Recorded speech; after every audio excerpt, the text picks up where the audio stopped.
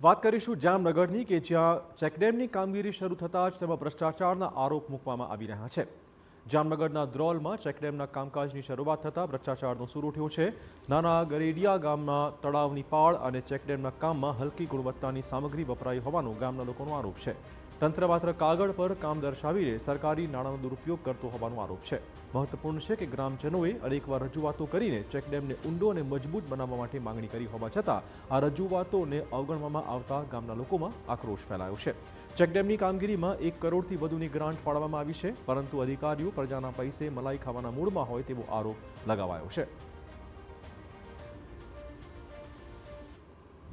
અધિકારીઓ અમને એમ કહે છે કે ભાઈ તમારે માગવાનો કોઈ એસ્ટિમેટ કે કોઈ કામ માગવાનો તમારે પૂછવાનો અધિકાર નથી, અને અધિકારીઓ એની મનમાની કરી અને એ પાછા આવે એટલે એમ કે થઈ જશે ને એમ કરી પાછળથી હતું એની પોઝિશનમાં કામ ચાલુ થાય છે, અને કોન્ટ્રાક્ટરે એ બે મિલીભગત હોય એવી અમને શંકા છે। આગામી સમયમાં હલકી ગુણવત્તાની કામગીરીને પગલે વરસાદી પાણીથી ભ્રષ્ટાચારથી બનેલો આ ચેકડેમ તૂટી શકવાની પણ ભીતિ છે। ત્યારે વહેલી તકે ભ્રષ્ટાચાર મામલે યોગ્ય તપાસ થાય અને સારી ગુણવત્તાનો ચેકડેમ બનાવાય તેવી પણ માંગણી છે।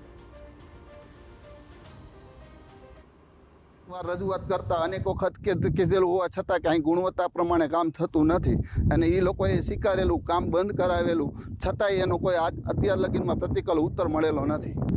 અમારી માંગ છે આ કામ ઉપર ભ્રષ્ટાચાર થાય એ રોકે અને તળાવમાં પાણીનો સંગ્રહ થાય એ પ્રમાણે કામ કરે।